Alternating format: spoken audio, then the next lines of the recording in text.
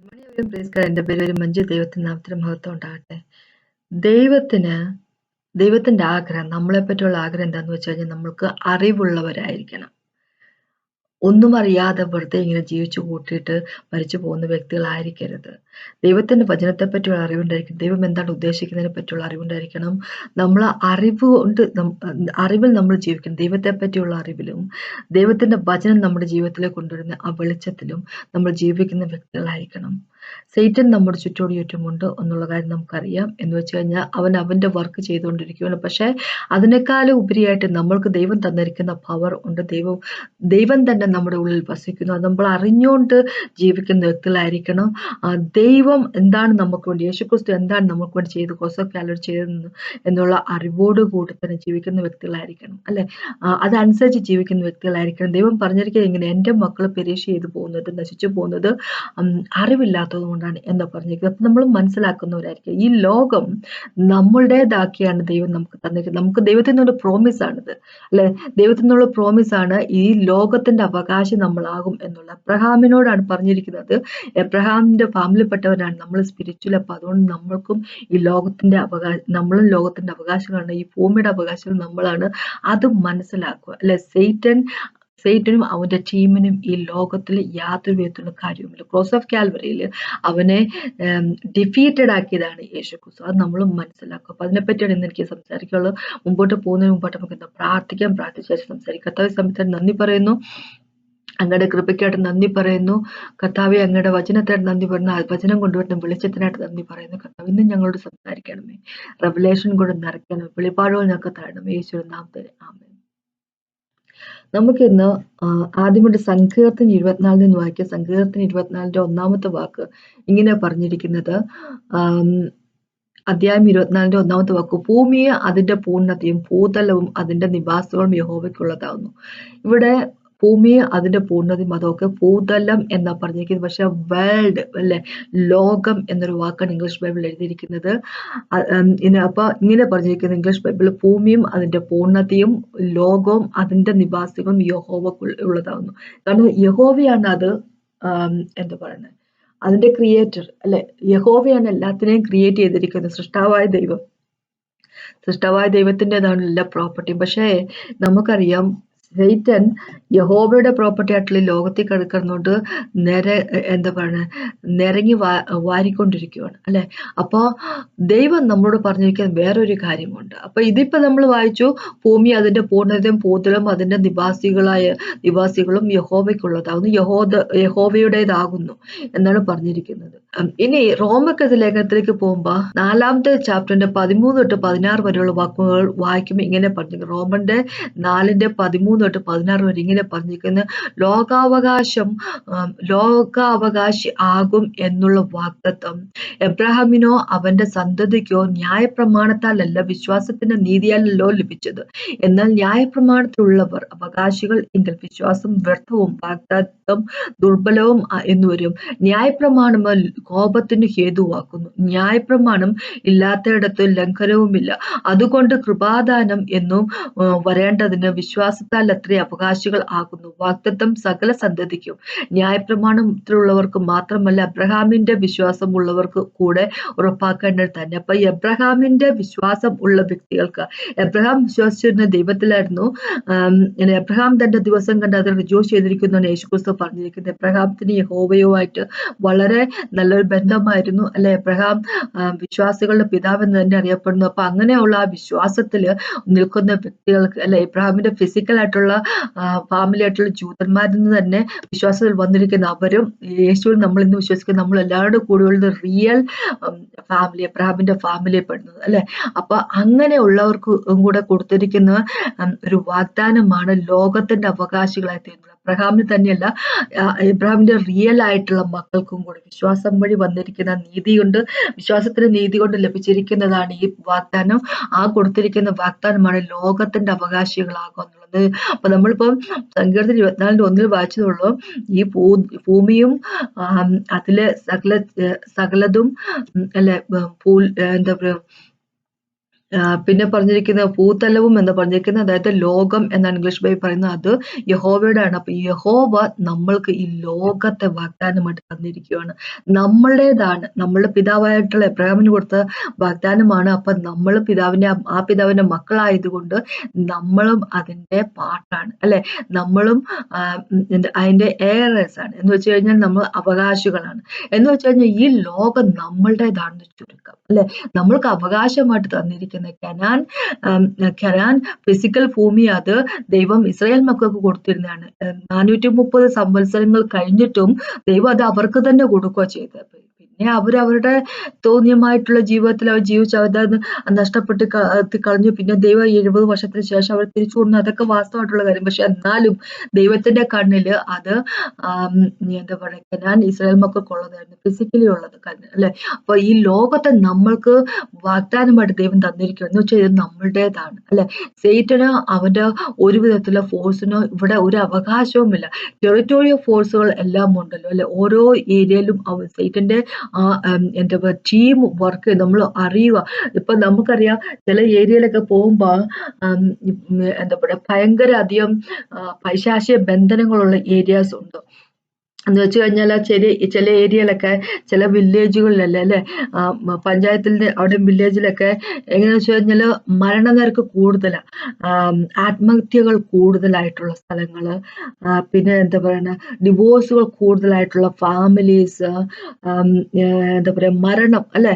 അങ്ങനെ അത്യാഹിതങ്ങൾ വളരെയധികം നടക്കുന്ന ഫാമിലീസ്. പിന്നെ ചില ഫാമിലിയിലൊക്കെ എന്താ പറയാ, ബിസിനസ് തകർച്ചയിൽ നിന്ന് തകർച്ചയിലേക്ക് പോകുന്ന ഫാമിലീസ് ഉണ്ട്. അത് ഒരു ഫാമിലിയിൽപ്പെട്ടവർക്ക് തന്നെ ആയിരിക്കത്തുള്ളൂ, ഒരു ഏരിയയിലെല്ലാം അങ്ങനെ തന്നെ ആയിരിക്കും. ഒരു ഏരിയയിൽ അപകടങ്ങൾ നടക്കുന്നത് വളരെയധികം കൂടുതലായിരിക്കും, ഭ്രാന്തുള്ളവരുടെ എണ്ണങ്ങൾ കൂടുതലായിരിക്കും. അങ്ങനെ പലതരത്തിലുള്ള ക്രിമിനൽ കുറ്റങ്ങൾ കൂടുതലുള്ള ഏരിയ ഉള്ള സ്ഥലമുണ്ട്, അല്ലെ? വെട്ടും കുത്തും ആ ഏരിയയിൽ വളരെയധികം കൂടുതലായിരിക്കും. എന്ന് വെച്ച് കഴിഞ്ഞാൽ അവിടെയെല്ലാം പിശാചിന്റെ ടെറിട്ടറീസ് ആയിരിക്കും, ടെറിട്ടോറിയോ ഫോഴ്സ് ഉണ്ട്. അവന് ആർമി, ദൈവത്തിന് ആർമി ഉള്ളതുപോലെ തന്നെ സൈന്യങ്ങളുടെ യഹോവ എന്ന് നമ്മൾ ദൈവത്തെ പറഞ്ഞിരിക്കുന്നത്. എന്ന് പറഞ്ഞതുപോലെ തന്നെ 3-1 വീണു പോയതാണല്ലോ മാലാഖമാര്. അപ്പൊ അവരെയും കൊണ്ട് ഇങ്ങനെ സൈറ്റൻ ഇങ്ങനെ വർക്ക് ചെയ്യിപ്പിച്ചുകൊണ്ടിരിക്കുക. അപ്പൊ ദൈവം പറഞ്ഞിരിക്കുക, അവൻ ഈ ലോകത്ത് വന്നു കിടന്നുകൊണ്ട് വർക്ക് ചെയ്യുമ്പോൾ ഒരു കാര്യം നമ്മൾ മനസ്സിലാക്കണം. എന്താന്ന് വെച്ച് കഴിഞ്ഞാല് ഈ സൈറ്റൻ അവന്റെ ടീം ഈ ലോകത്തെ കീഴടക്കുന്നതിന് വേണ്ടി പഠിച്ച പണി 18 നോക്കുന്നുണ്ട്. അവന് അവൻ്റെതായിട്ടുള്ള ടീമും ഉണ്ട്, ഇവിടെ ആൾക്കാരുമുണ്ട്, മനുഷ്യരുടെ ഇടയിൽ കൂടി ഉണ്ട്, ആൾക്കാരുണ്ട് എന്ന് മനസ്സിലാക്കുക. പക്ഷെ നമ്മൾ അതിനേക്കാളും എല്ലാം ഉപരിയായിട്ട് നമുക്ക് പവർ, സൈറ്റന്റെ സകല പവറിന് മുകളിൽ നമുക്ക് ചവിട്ടിക്കൊണ്ടുള്ള അതോറിറ്റി നമ്മുടെ യേശുക്രിസ്തു നമുക്ക് തന്നിരിക്കും. അപ്പൊ ദൈവം അങ്ങനെ നമുക്ക് അതോറിറ്റി തന്നിട്ടുണ്ട് എങ്കിൽ ആ അതോറിറ്റിന്റെ ആവശ്യമുണ്ട് നമുക്ക് എന്നാണ് ദൈവം കാണിക്കുന്നത്, അല്ലെ? അപ്പൊ നമ്മൾ അറിവുള്ളവരൊക്കെ റോമർക്കെതിരെ 4 പറഞ്ഞിരിക്കുന്ന പോലെ 13ാമത്തെ വാക്കിൽ പറഞ്ഞിരിക്കുന്ന ലോകത്തിന്റെ അവകാശങ്ങൾ നമ്മളാണെന്നുള്ള കാര്യം നമ്മൾ മനസ്സിലാക്കുക. നമ്മൾ മനസ്സിലാക്കാതിരിക്കുന്നിടത്തോളം കാലമാണ് പ്രശ്നങ്ങൾ ഉണ്ടാകുന്നത്, അല്ലെ? നമ്മള് ദൈവം തന്നെ ഇങ്ങനെ പറഞ്ഞിരിക്കുന്നത് ഹോസേക്കകത്ത്, ദൈവത്തിന് മക്കൾ നശിച്ചു പോകുന്നത് ഇതുകൊണ്ട്, അറിവില്ലാത്തതുകൊണ്ട്. ദൈവം എന്താണ് ചെയ്യുന്നത് അറിയത്തില്ല. നമ്മള് ആകപ്പാടെ നമ്മൾ ഇങ്ങനെ മനസ്സിലാക്കി വെച്ചിരിക്കുന്ന ഒരു കാര്യം, ക്രോസ് ഓഫ് കാൽവറിയിൽ യേശുക്രിസ്തു എന്റെ പാപത്തെ പുറത്തു തന്നു. അത് വാസ്തവമാണ്. പക്ഷെ അത് മാത്രമല്ല നടന്നത്. അത് മാത്രമല്ല നടന്നിരിക്കുന്നത്. അത് നമ്മൾ എപ്പോഴും മനസ്സിലാക്കുക. നമ്മുടെ പാപത്തെ പുറത്തു വന്നു, നമ്മൾക്ക് എതിരായിട്ടുണ്ടായിരുന്ന സകല എന്താ പറയുക, ഡോക്യുമെന്റ്സും അതിനെല്ലാം കീറി നശിപ്പിച്ചു കളഞ്ഞു. കൊളോസ്യർക്കെതിരെ 2ാമത്തെ ചാപ്റ്ററിൽ പോകുമ്പോൾ നമുക്കത് കാണാൻ പറ്റും, അല്ലെ? അതെല്ലാം കളഞ്ഞു. അതിനേക്കാളും അതിനോടൊപ്പം തന്നെ ദൈവം നമുക്ക് എന്താ വെച്ചാൽ റൈച്ചസ്നെസ്, നീതി, ദൈവത്തിന്റെ നീതി നമുക്ക് ഫ്രീ ആയിട്ട് തന്നു. ദൈവത്തിന്റെ നീതി നമ്മളിലേക്ക് വന്നു കഴിഞ്ഞപ്പോ എന്താന്ന് വെച്ചാൽ നമ്മള് എന്താ പറയുക, ജയിക്കാനുള്ളവരാണ്, നമ്മൾ വാഴുന്നവരാണ്, അല്ലെ? റോമക്കാർ എഴുതിയ ലേഖനത്തിൽ 5:17 പോകുമ്പോൾ ഇങ്ങനെ പറഞ്ഞിരിക്കും, 19 പറഞ്ഞിരിക്കുന്നു, ഒരുവൻ നിമിത്തം പാപം എൻ്റർ ചെയ്തു, അതുവഴി മരണം റെയിൻ ചെയ്തെങ്കിൽ, പക്ഷെ ഒരാളുടെ ഡിസൊബീഡിയൻസ് കൊണ്ട്, അനുസരണയില്ലായ്മയോട് ഇങ്ങനെ നടന്നെങ്കിൽ വേറൊരാളുടെ, അല്ലെ, യേശുക്രിസ്തുവിന്റെ ഒബീഡിയൻസ് കൊണ്ട് നമുക്ക് ജീവിതം, നമുക്ക് യേശുവിന്റെ അനുസരണം കൊണ്ട് നമുക്ക് ജീവിതം വന്നിരിക്കും. അപ്പൊ ആ ജീവിതത്തിൽ നമ്മൾ, അല്ലെ, 17ാമത്തെ വാക്ക് ഇങ്ങനെ പറഞ്ഞിരിക്കുന്നത്, അബണ്ടൻസ് ഗ്രേസും ഫ്രീ ഗിഫ്റ്റ് ഓഫ് റൈച്ചസ്നെസ്സും വന്നിരിക്കുന്ന ആൾക്കാർ, നീതിയും കിട്ടിയിരിക്കുന്ന അബണ്ടൻസ് ആയിട്ട് കവിഞ്ഞൊഴുകുന്ന എമൗണ്ടില് എന്താ പറയുക, കൃപയും പിന്നെ നീതിയും വന്നിരിക്കുന്ന വ്യക്തികളായിട്ട് നമ്മൾ വാഴും. ഈ ജീവിതത്തിൽ നമ്മൾ വാഴും എന്ന ദൈവം പറഞ്ഞിരിക്കുന്നത്. അപ്പൊ വാഴുന്നതിന് വേണ്ടിയാ നമ്മൾ വിളിച്ചിരിക്കുന്നത്. അത് തന്നെയാണ് ഉൽപ്പത്തിന്റെ 1-ലും പറഞ്ഞിരിക്കുന്നത്. 1-ാമത്തെ ചാപ്റ്റർ 26, 27, 28 പറഞ്ഞിരിക്കുന്നത് അത് തന്നെയാണ്. അല്ല, എന്ന് വെച്ചാൽ നമ്മൾ വാഴുന്നവരായിരിക്കണം. നമ്മൾ ഫ്രൂട്ട്ഫുൾ ആയിരിക്കണം, മൾട്ടിപ്ലൈ ചെയ്യണം, റീപ്ലനിഷ് ചെയ്യണം, നമ്മൾ ഡൊമിനിയൻ എടുക്കുന്ന വ്യക്തിയായിരിക്കണം, നമ്മൾ വാഴുന്നവരായിരിക്കണം. അല്ലെ, അതിനായിട്ടാണ് ദൈവം നമ്മൾ വിളിച്ചിരിക്കുന്നത്. ലോകത്തിലേക്ക് നമ്മൾ വിട്ടിരിക്കുന്നത് നമ്മളെ വാഴുന്നതിന് വേണ്ടി. ദൈവ സൃഷ്ടി നമ്മളെ വാഴുന്നതിന് വേണ്ടിയാണ്. കാരണം എന്താ വെച്ചാല് യേശുവിന്റെ രൂപത്തിൽ സാധിച്ചത്തിൽ നമ്മളെ ക്രിയേറ്റ് ചെയ്തിരിക്കുന്നത്. അല്ലെ, ദൈവത്തിന്റെ രൂപത്തിൽ സാധിച്ചത്. ദൈവ ആത്മാവാണ്. ദൈവത്തിന്റെ രൂപം എവിടുന്ന വരുന്നത്? യേശുവാണ് രൂപം ദൈവത്തിന്റെ. അല്ലെ, എക്സ്പ്രസ്ഡ് ഇമേജ്, ദൈവത്തിന്റെ പ്രതിമയാണെന്നല്ലേ പറഞ്ഞിരിക്കുന്നത്. അപ്പൊ യേശുവിന്റെ രൂപത്തിൽ നമ്മളെ സൃഷ്ടിച്ചിരിക്കുന്നത്. അപ്പൊ നമ്മൾ വാഴുന്ന വ്യക്തികളാണ്. നമ്മൾ വാണേ പറ്റത്തുള്ളൂ. അപ്പൊ അത് മനസ്സിലാക്കാതെ നമ്മളിങ്ങനെ ഒരുമാതിരി തോറ്റ ജീവിതം കൊണ്ട് ജീവിക്കുന്ന വ്യക്തികളായിരിക്കും എന്ന് പറഞ്ഞിരിക്കുന്നത്. അപ്പോ ദൈവം തന്നെ ഒരു എനിമിറ്റി ഉണ്ട്, എന്ന് വെച്ചാൽ ഒരു ശത്രുതയുണ്ട് നമ്മൾക്കും പിശാചിനും തമ്മിൽ. അല്ലെ, ശരിക്കും പറഞ്ഞാൽ നമുക്കും പിശാചിനും തമ്മിൽ ഒരു ശത്രുത ദൈവം വെച്ചിട്ടുണ്ട്. അത് നമ്മൾ എപ്പോഴും മനസ്സിലാക്കും. പക്ഷെ നമ്മൾ മനസ്സിലാക്കാതെ നമ്മൾ എങ്ങനെ ചെയ്യുന്നു വെച്ച് കഴിഞ്ഞാല് നമ്മൾ വീണ് പോയവരാന്നുള്ള ഒരു രീതിയിലേക്ക് നമ്മൾ പോയി. ഞാൻ എന്താണ് ഈ ശത്രുതയെ പറ്റി പറഞ്ഞത്? നമ്മൾ ഉൽപ്പത്തിന്റെ 3-ലേക്ക് പോകുമ്പോൾ അതിലെ 14-ഉം 15-ഉം ഒന്ന് വായിക്കുമ്പോൾ നമുക്കറിയാം, ദൈവം സംസാരിക്കുവാണ്. അല്ലെ, യഹോവയായ ദൈവം പാമ്പിനോട് കൽപ്പിച്ചു, നീ ഇത് ചെയ്തത് കൊണ്ട് എല്ലാ കന്നുകാലികളിലും എല്ലാ കാട്ടുമൃഗങ്ങളിലും വെച്ച് നീ ശപിക്കപ്പെട്ടിരിക്കുന്നു. നീ ഉരസുകൊണ്ട് ഗമിച്ച് നിന്റെ ആയുഷ്കാലം ഒക്കെയും പൊടി തിന്നും. ഞാൻ നിനക്കും സ്ത്രീക്കും നിന്റെ സന്തതിക്കും അവളുടെ സന്തതിക്കും തമ്മിൽ ശത്രുത്വം ഉണ്ടാക്കും. അവൻ നിന്റെ തല തകർക്കും, നീ അവന്റെ കുതികാൽ തകർക്കും. അപ്പൊ ഇവിടെ ഈ 15-ാമത്തെ വാക്കൊന്ന് നോക്കി വേണം. വളരെ ഇമ്പോർട്ടന്റ് ആയിട്ടുള്ള കാര്യമാണ്. ഇങ്ങനെ ദൈവം പറയുവാണ്, ദൈവം ശത്രുത വെക്കും, ഞാൻ നിനക്കും സ്ത്രീക്കും നിന്റെ സന്തതിക്ക് അവളുടെ സന്തതിക്കും തമ്മിൽ ശത്രുത ഉണ്ടാകും. അവൻ നിന്റെ തല തകർക്കും, നീ അവന്റെ കുതികാൽ വെട്ടും. അവൻ നിന്റെ തല തകർക്കും, നീ അവന്റെ കുതികാൽ വെട്ടുമെന്ന് പറയുന്നത് ക്രോസ് ഓഫ് കാൽവറിയിൽ വെച്ച് യേശുക്രിസ്തു ചെയ്ത കാര്യമാണ്. അല്ലെ, അപ്പൊ അവന്റെ സ്ത്രീയുടെ സന്തതി പറഞ്ഞ യേശുക്രിസ്തു, അത് വാസ്തവം. പക്ഷേ അവിടം കൊണ്ട് തീരുന്നില്ല. ദൈവം തമ്പുരാൻ ഒരു കാര്യം യേശുവിൽ തീർക്കാൻ ഉദ്ദേശിക്കുന്നില്ല. എന്ന് വെച്ച് കഴിഞ്ഞാല് യേശുവിനെ പോലെ തന്നെ നമ്മളെയും ആക്കി തീർക്കണം എന്നാണ് പിതാവിന്റെ ആഗ്രഹം. യേശു വഴി ദൈവം എന്താണോ ഉദ്ദേശിക്കുന്നത് അത് നമ്മളിലേക്ക് എക്സ്റ്റെൻഡ് ചെയ്യുവാണ്. യേശുവിന്റെ പ്യൂരിറ്റി, അല്ലെ, ഹോളിനെസ് നമുക്കും വേണം.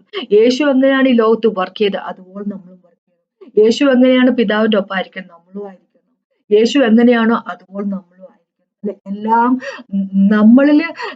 നമ്മൾ അവനെ പോലെ ദൈവത്തിന്റെ ഇമേജിലേക്ക്, അല്ലെ, നമ്മൾ സദൃശ്യത്തിലേക്ക്, രൂപത്തിലേക്ക് നമ്മൾ ആയിത്തീരണം എന്നുള്ള ദൈവത്തിന്റെ ഹിതമാണ്, നമ്മളെ പറ്റിയുള്ള ഹിതമാണ്. അല്ലെ, അപ്പൊ ഇവിടെ സ്ത്രീയുടെ സന്തതി എന്ന് പറയുമ്പോൾ യേശുവിനെ പറ്റി മാത്രമല്ല പറയുന്നത്, നമ്മളെയും കൂടെയാണ് പറയുന്നിരിക്കുന്നത്.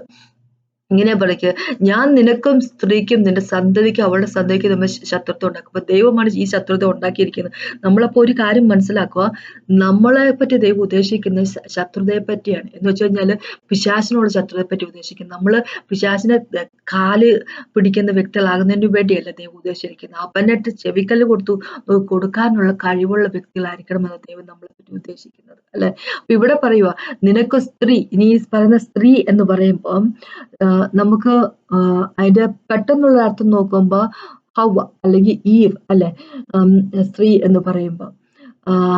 പിന്നെ കുറച്ചും കൂടെ ആഴ്ച നമ്മൾ ചിന്തിക്കുന്നത് നമുക്കറിയാം, മേരിയുടെ സന്തതിയായിട്ട് വന്നാണ് യേശു ക്രിസ്തു. അപ്പൊ മേരിയെ പറ്റിയായിരിക്കും പറയുന്നത്.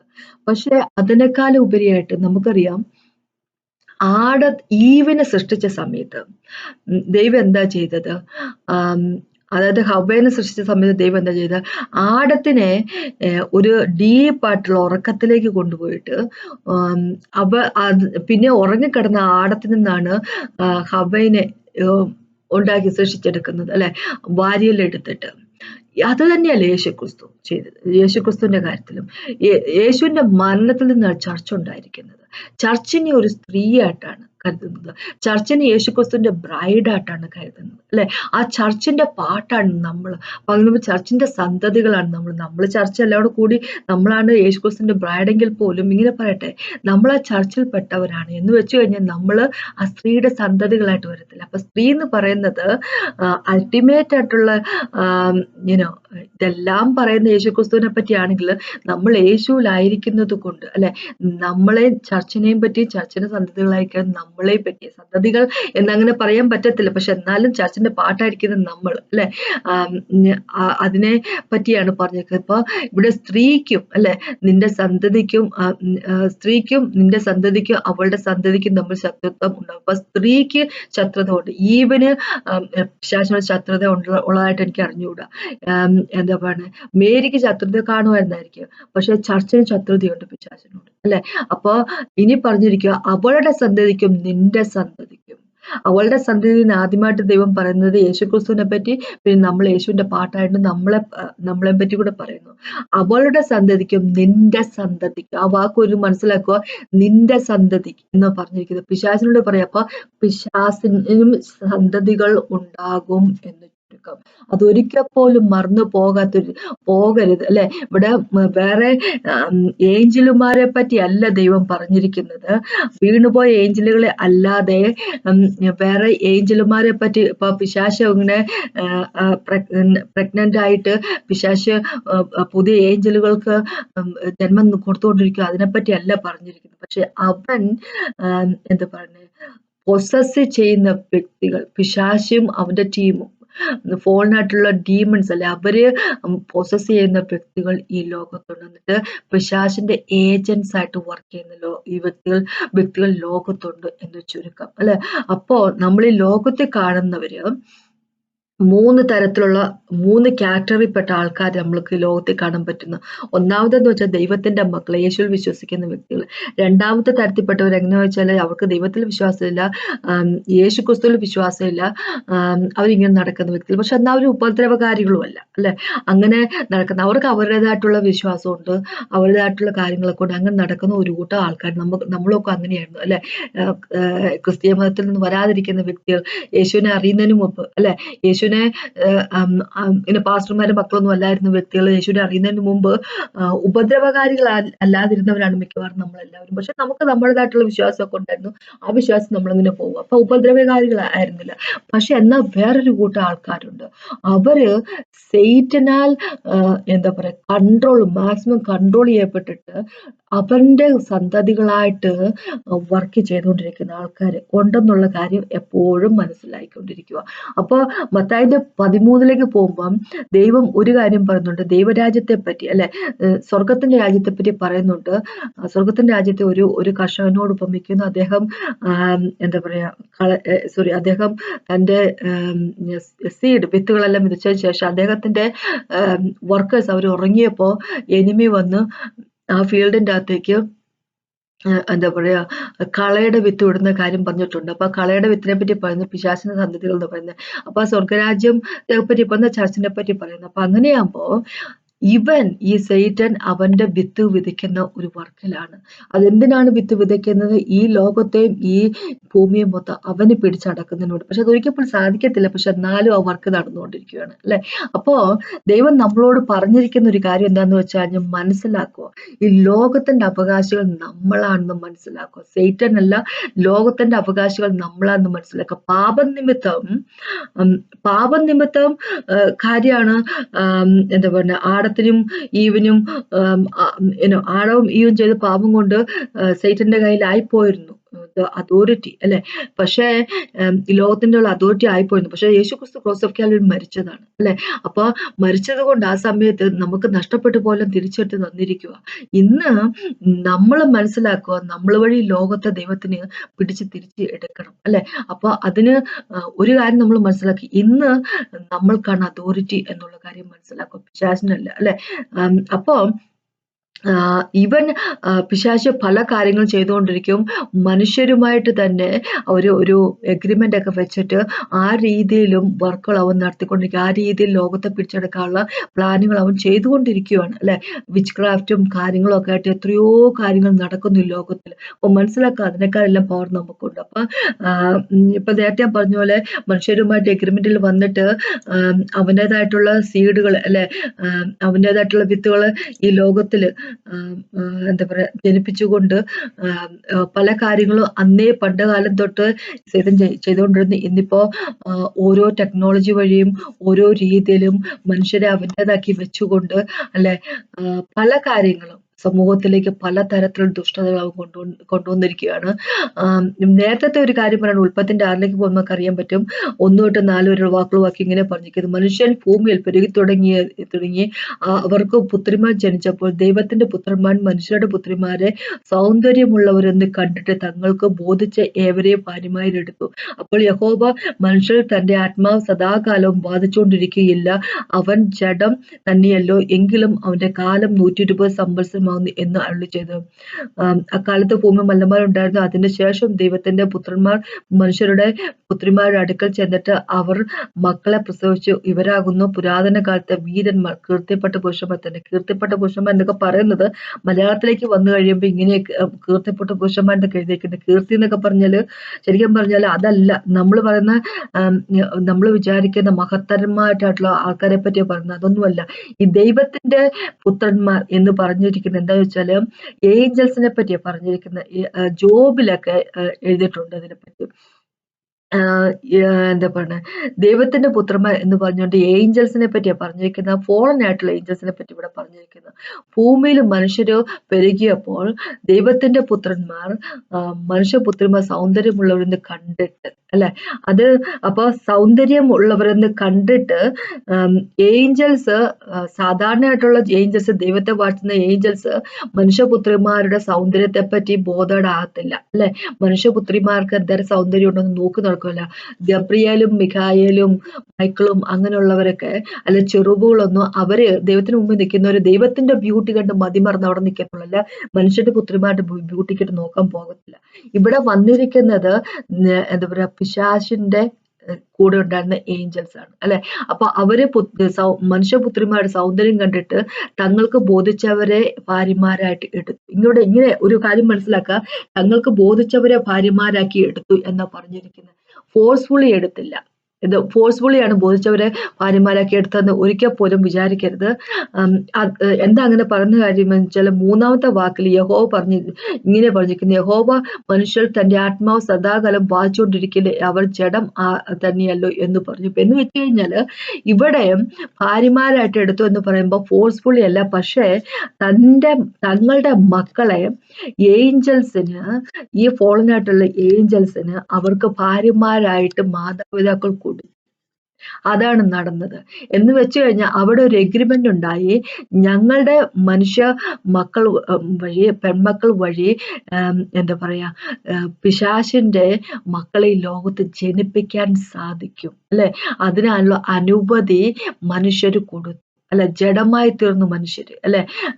അതുകൊണ്ടാണ് ദൈവം പറഞ്ഞത്, എന്റെ ആത്മാവ് സകല കാലത്തും ഇവരുമായിട്ട് വായിച്ചുകൊണ്ടിരിക്കത്തില്ല, അവർ ജഡം തന്നെയല്ലോ, എങ്കിൽ അവരെ കാലം അവർ 120 സംവത്സരമൊക്കെ എന്ന് അരുളി ചെയ്തിരിക്കുന്നത്. അതുകൊണ്ടാണ് ദൈവം ഒരു കാര്യം ചെയ്തത്, ഇനി എന്റെ ആത്മാവ് ഇവരുമായിട്ട് സംവാദത്തിനില്ല എന്ന് വെച്ചാൽ എന്റെ ആത്മാവ് ഇവര് വസിക്കത്തില്ല എന്ന് പറഞ്ഞതിന്റെ കാര്യം. കാരണം ഇവർ ഇത്രയ്ക്ക് മോശപ്പെട്ട രീതിയിലുള്ള കാര്യങ്ങൾ ചെയ്തു. അപ്പൊ ഇങ്ങനെയുള്ള ഈ കൂട്ടായ്മ കൊണ്ട് എന്ന് വെച്ച് കഴിഞ്ഞാൽ ഫോളൻ ആയിട്ടുള്ള ഏഞ്ചൽസ് അല്ലെ, പിശാചിന്റെ ടീം, അവര് മനുഷ്യപുത്രിമാരുമായിട്ട് ജനിച്ചിരുന്ന മക്കളാണ് മല്ലന്മാര് എന്ന് പറഞ്ഞിരിക്കുന്നത് അല്ലെ, നെഫലീംസ് എന്ന് പറഞ്ഞിരിക്കുന്നത്. അപ്പം നെഫലീംസിന് അക്കാലത്ത് ഭൂമി മല്ലന്മാരുണ്ടായിരുന്നു പറഞ്ഞില്ല. അപ്പൊ അതിനുശേഷം ദൈവത്തിന്റെ പുത്രന്മാർ മനുഷ്യരുടെ പുത്രിമാരെ അടുക്കൽ ചെന്ന് അവർക്ക് മക്കളെ പ്രസവിച്ചു ഉണ്ടാകുന്ന പുരാതന കാലത്തെ വീരന്മാർ എന്ന് പറയുന്നു.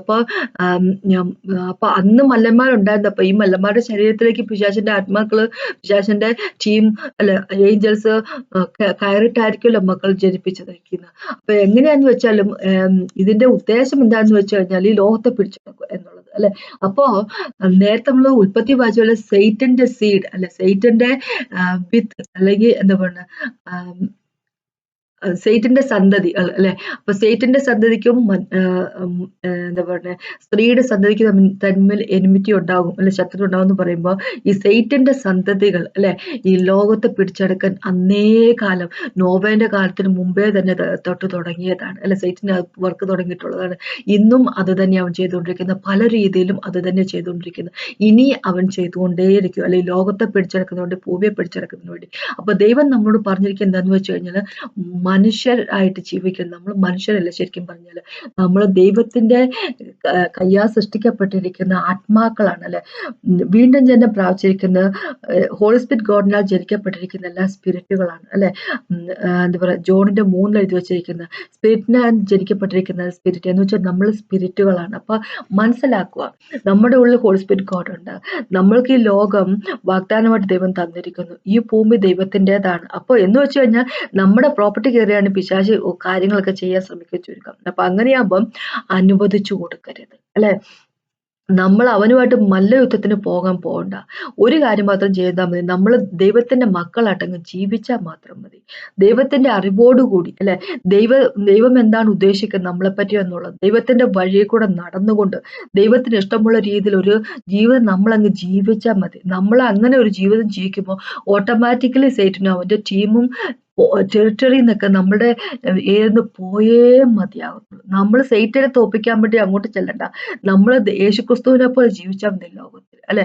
ദൈവത്തെ പോലെ ദൈവം നമ്മളോട് പറയുന്ന, യേശുക്രിസ്തു നമ്മളോട് പറയുന്ന രീതിയിൽ നമ്മൾ ജീവിച്ചാൽ മതി. അപ്പോൾ ഓട്ടോമാറ്റിക്കലി സൈറ്റിന് കാര്യം പിടികിട്ടും, ഈ ഏരിയ നിൽക്കാൻ പറ്റത്തില്ല. കാരണം ഇവിടെ നോക്കുമ്പോൾ എല്ലാം എന്താ പറയുക, യേശുക്രിസ്തുവിനെ പോലുള്ള വ്യക്തികളാണ്, യേശുവിന്റെ സ്വഭാവമായിട്ട് ജീവിക്കുന്ന വ്യക്തികൾ അല്ലെ, ദൈവം തന്നിരിക്കുന്ന അതോറിറ്റിയിൽ നമ്മൾ ജീവിക്കുന്ന വ്യക്തികളാകുമ്പോൾ.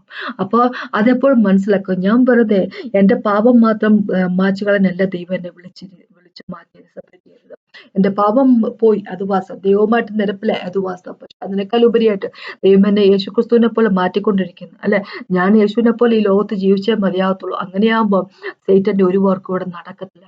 സൈറ്റന്റെ വർക്ക് നടക്കാതിരിക്കണം, നമ്മൾ ചർച്ച് ഉയർന്നേ പറ്റത്തുള്ളൂ. നമ്മുടെ ചർച്ച് എത്രമാത്രം വീക്കാവുന്നോ അത് അത്ര അനുസരിച്ച് സൈറ്റന്റെ വർക്ക് കൂടിക്കൊണ്ടിരിക്കും. എപ്പോഴും മനസ്സിലാക്കും, ഒരു ഏരിയയില് അല്ലെ, ഒരു പഞ്ചായത്തിൽ അല്ലെ, ഒരു വില്ലേജില് എന്താ പറയണേ, പൈശാചികമായിട്ടുള്ള കാര്യങ്ങൾ കൂടുകയാണെങ്കിൽ എന്താ പറയുക, ഈ ഓരോ വർക്ക് കലാപങ്ങളും ക്രൂരകൃത്യങ്ങളും അങ്ങനെ പലതരത്തിലുള്ള കാര്യങ്ങൾ സമൂഹത്തിൽ കൂടുന്നുണ്ടെങ്കിൽ അവിടെ ഒന്നും വിചാരിച്ചാൽ മതി, ദൈവത്തിന്റെ മക്കള് ദൈവത്തിന് വേണ്ടി നിൽക്കുന്നില്ല എന്ന് മാത്രം വിചാരിച്ചാൽ മതി.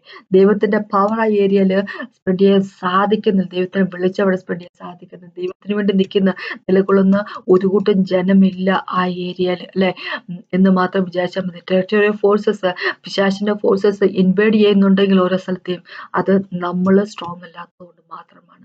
അപ്പോൾ ഒരു കാര്യം നമ്മൾ എപ്പോഴും മനസ്സിലാക്കുക, പിശാച് ലോകത്തെ പിടിച്ചടക്കാൻ വേണ്ടി അവൻ ശ്രമിച്ചുകൊണ്ടിരിക്കുന്നു. ഇപ്പോൾ ആർട്ടിഫിഷ്യൽ ഇന്റലിജൻസ് AI വഴിയൊക്കെ ഒരുപാട് കാര്യങ്ങൾ ചെയ്യുന്നുണ്ട്. പക്ഷേ അതിനേക്കാളെല്ലാം ഉപരിയായിരിക്കണം നമ്മൾ, അതിനേക്കാളൊക്കെ ശക്തമായിട്ടുള്ള വ്യക്തികളായിരിക്കണം അല്ലെ. എത്ര AI വന്നിട്ട് ഒരു കാര്യമില്ല, നമ്മുടെ ഉള്ളിലുള്ളവർ അതിനേക്കാളെല്ലാം ശക്തമായിട്ടുള്ളവർ. അപ്പൊ അതനുസരിച്ച് നമ്മൾ ജീവിക്കുന്ന വ്യക്തികളായാൽ മതി അല്ലെ. നമ്മുടെ പ്രസൻസ് സൈറ്റിന് അറിയാൻ പറ്റും അല്ലെ, സൈറ്റിന് അറിയാൻ പറ്റുമെന്ന് സൈറ്റിന് അറിയാം. ചിലപ്പോൾ നമുക്ക് പോലും അറിയത്തില്ലായിരിക്കും നമ്മുടെ ഉള്ളിൽ ദൈവം ഇട്ടിരിക്കുന്ന അനോയിന്റിങ്ങിന്റെ പവറിനെ പറ്റി, നമുക്കറിയത്തില്ല നമ്മുടെ വിളിയുടെ പവറിനെ പറ്റി, പക്ഷെ സൈറ്റിന് അറിയാം അല്ലെ. അപ്പൊ അതുകൊണ്ട് തന്നെ പല പ്രശ്നമായിട്ട് അവൻ നമ്മുടെ ജീവിതത്തിലേക്ക് വരും. പക്ഷെ ആ പ്രശ്നത്തേക്ക് എല്ലാം ഓവർകം ചെയ്തുകൊണ്ട് യേശുവിന് വേണ്ടി ജീവിക്കുന്ന വ്യക്തികളായിരിക്കും നമ്മൾ. അങ്ങനെ നമ്മൾ യേശുവിന് വേണ്ടി നിൽക്കുമ്പോൾ അല്ലെ, ദൈവത്തിന്റെ കയ്യിലേക്ക് നമ്മുടെ ജീവിതത്തെ സബ്മിറ്റ് ചെയ്തുകൊണ്ട് പിശാചിനെ റെസ്റ്റ് ചെയ്യുമ്പോൾ അവന് ഓടി ഒളിച്ചേ പറ്റുള്ളൂ. അപ്പൊ അങ്ങനെയുള്ള വ്യക്തികളായിരിക്കാം നമ്മൾ. അപ്പൊ അതിനെപ്പറ്റി എനിക്ക് പ്രാർത്ഥിച്ചുകൊണ്ട് കർത്താവ് സമയത്തിനായിട്ട് നന്ദി പറയുന്നു. താങ്ക് യു ജീസസ് മാസ്റ്റർ, അങ്ങയുടെ വചനം മനസ്സിൽ ജീവിക്കാനുള്ള കൃപ ഞങ്ങൾക്ക് തരണേ യേശുവിൻ നാമത്തിൽ. Thank you so much. കർത്താവ് എന്നെ കേട്ടുകൊണ്ടിരിക്കുന്നത് ഓരോ വ്യക്തിയോട് പ്രാർത്ഥിക്കാൻ അനുഗ്രഹിക്കുന്നു അപേക്ഷിക്കുന്നു യേശുവിൻ നാമത്തിൽ. ആമേൻ. ഇത് കേട്ട നന്ദി, ദൈവത്തെ മാത്രം ഉണ്ടാകട്ടെ.